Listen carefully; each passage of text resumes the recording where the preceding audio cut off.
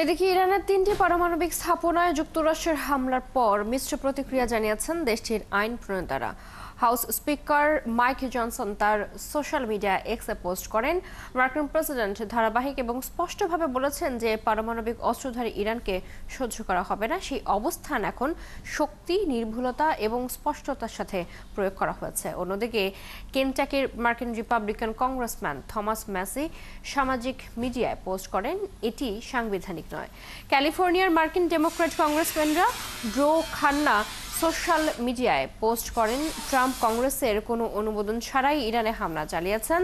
এছাড়া পেনসিলভেনিয়ার মার্কিন Democrat congressman জন ফেটারম্যান post করেন, ইরান বিশ্বের সন্ত্রাসবাদের শীর্ষস্থানীয় পৃষ্ঠপোষক এবং পারমাণবিক ক্ষমতা রাখতে পারে না। মার্কিন ডেমোক্রেটিক কংগ্রেসম্যান ম্যাক্সওয়েল আলেজান্ড্রোর সামাজিক মিডিয়ায় পোস্ট করেন, এটি এমন এক উত্তেজনা যা আরও মৃত্যুর দিকে পরিচালিত করবে।